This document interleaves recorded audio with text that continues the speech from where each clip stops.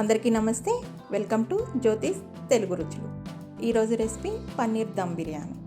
ఈ దమ్ బిర్యానీ రెస్టారెంట్ స్టైల్లో పన్నీర్ సాఫ్ట్గా చాలా టేస్టీగా ఎలా చేయాలో చూద్దామా?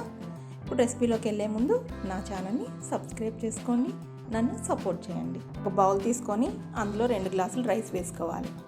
మామూలు రైస్తో కూడా చేసుకోవచ్చు, నేనైతే బాస్మతి రైస్ వేస్తున్నాను. ఇది క్వాంటిటీలో అయితే 500 గ్రామ్, హాఫ్ కేజీ.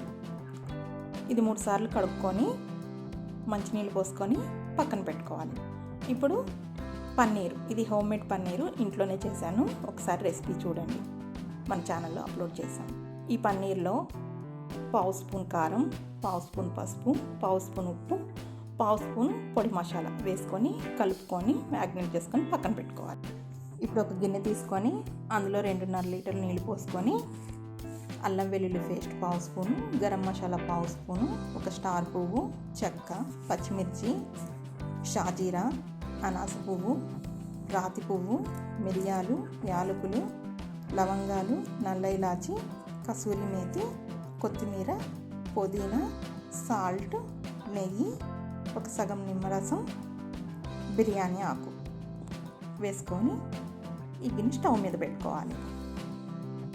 ఇప్పుడు ఒక కళాయి పెట్టుకొని మందపాటిది, దాంట్లో ఆయిల్ వేసుకొని 3 టేబుల్ స్పూన్స్, 2 టేబుల్ స్పూన్స్ నెయ్యి వేసుకొని ఒక పెద్ద ఉల్లిపాయ కట్ చేసుకొని బ్రౌన్ ఆనియన్స్కి ప్రిపేర్ చేసుకోవాలి. ఇది గోల్డెన్ బ్రౌన్ కలర్లో రావాలి.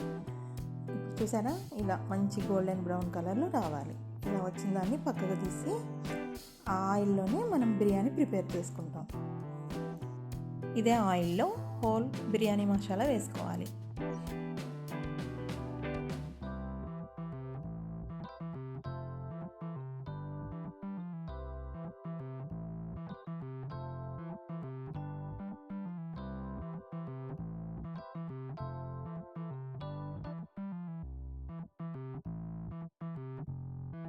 వేసుకొని అది వేగాక ఆనియన్స్ వేసుకోండి. ఒక పెద్ద ఆనియన్ కట్ చేసి వేసాను నేనైతే. ఆనియన్ లైట్ గోల్డ్ కలర్ వచ్చాక అల్లం పేస్ట్ వేసుకోండి. 1 స్పూన్ అల్లం పేస్ట్ వేసుకోండి.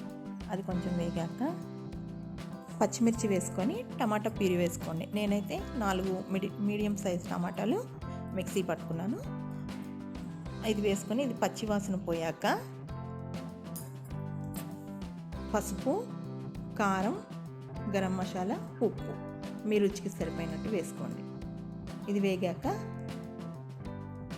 కొత్తిమీర, పుదీనా వేసుకోండి. ఇప్పుడు పెరుగు వేసుకొని కలపండి. ఇది ఉడుకుతుంటే ఇక్కడ పక్కన రైస్ మనం ప్రిపేర్ చేసుకుందాం. వాటర్ చూసారా చక్కగా బాయిల్ అవుతుంది. ఈ స్పైసెస్ అన్నీ వేసాం కదా, రైస్కి ఈ ఫ్లేవర్ పట్టి రైస్ చాలా బాగుంటుంది. ఇప్పుడు రైస్ వేసుకుందాం.